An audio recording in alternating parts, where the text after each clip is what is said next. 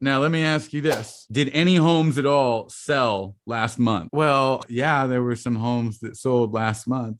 Okay, right? So obviously there's a reality versus your fear.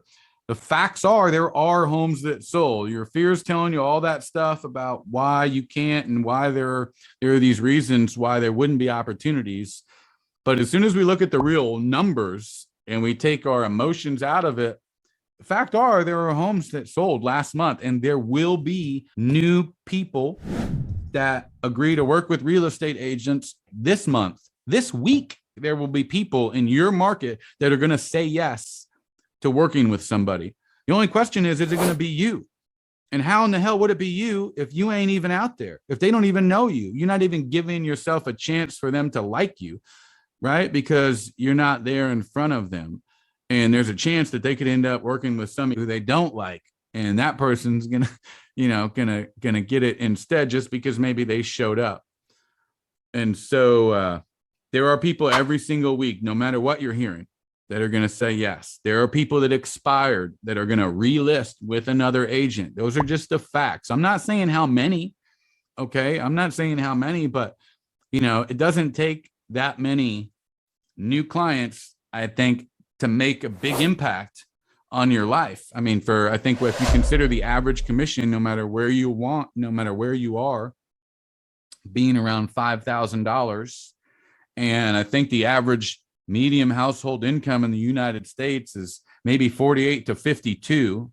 So if you had just 4 or 5 extra deals over the course of the year, which is almost double what the average agent actually does, but that 4 or 5 deals would represent 25, maybe $30,000.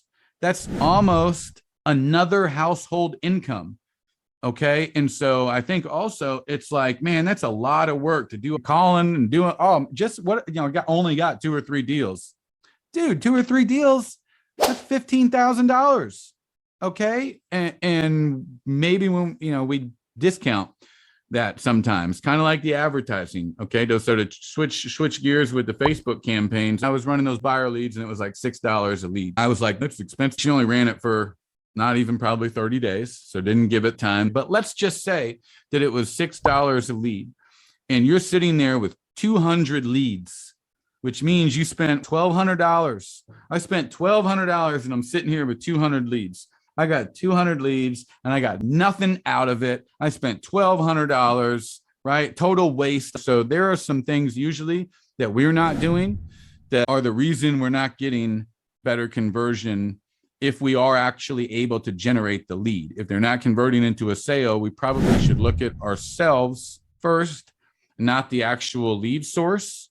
I spent $1,200 leads out of 200 leads. Look at all those leads, all those 200 leads. I only got 1 deal. That's terrible. Okay. But if we do the math, if that 1 deal does pay you 5,000, or man, 1 deal could pay you 12,000, you spent $1,200. Okay.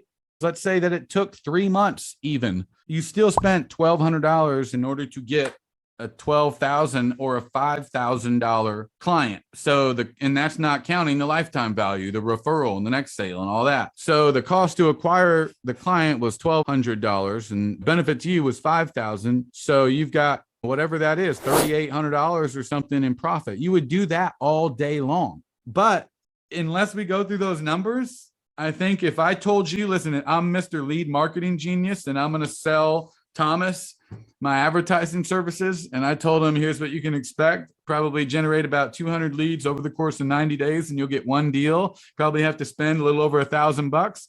I don't think I could sell that offer to any of you on the phone right now, right? Because unless you do the math, I think that we are all taught for whatever reason to expect that it should be a whole hell of a lot more.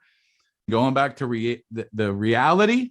And so what's in between knowing and then action?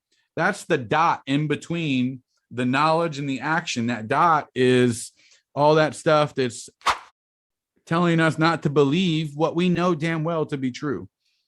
I think that if that visualization of there's the knowledge and then the dot and then the action, and that dot really is us. It's not the tools. It's not that you don't have something. Get conversations. and get people into your CRM, there really are no excuses. I mean, you could do it if you wanted to. You don't need anything. You're not lacking anything to do it. We'd be on fire. But then we wouldn't have Amazon Prime Day, and